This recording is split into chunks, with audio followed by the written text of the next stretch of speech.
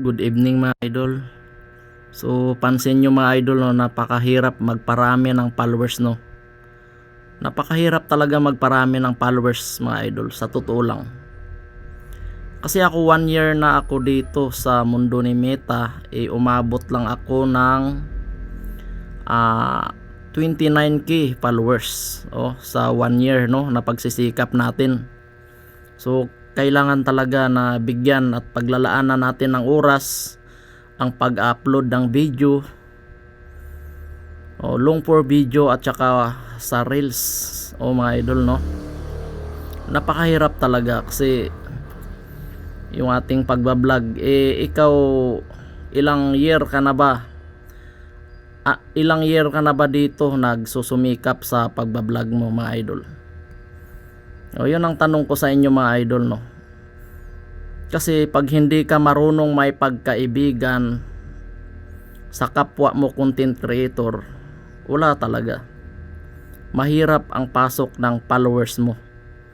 Kaya kung ikaw isa kang vlogger, content creator, gawin mo lahat, magsikap ka, paramihin mo yung followers mo, may pagkaibigan ka sa mga kapwa mo content creator. Huwag mo silang i-bash, huwag mo silang awayin. So ganun lang mga idol dito sa mundo ni Meta mga idol. Dapat marunong tayo may pagsabayan sa mga iba pang vlogger, no. Kasi ang hirap talaga magparami ng followers mga idol, kung sa totoo lang. Ang hirap kunin ng mga followers. So ituturo ko rin sa inyo mga idol yung tamang pag-upload ng video dito sa Reels para wala tayong violation kay Meta. Mag-upload ka lang mga idol ng malilinis na video.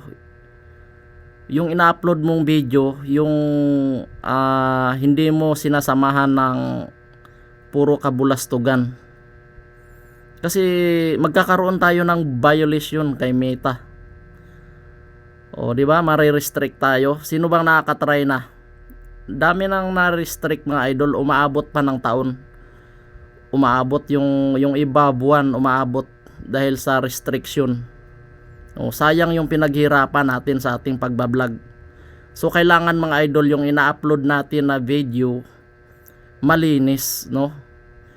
Yung hindi tayo nakasakit ng kapwa natin, yung hindi tayo nag-upload ng mga tawag dito, mga kabastusan.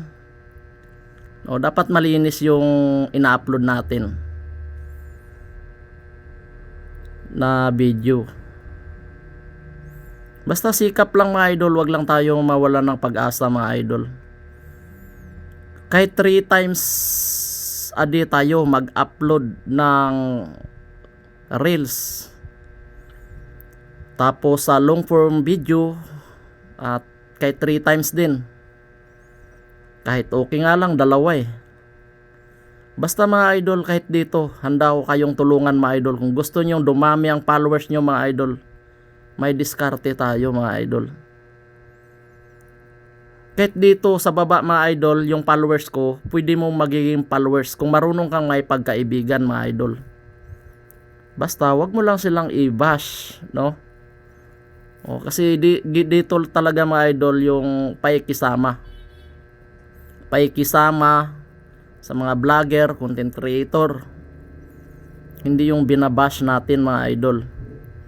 Paki-share na lang din mga idol para alam ng iba. Thank you.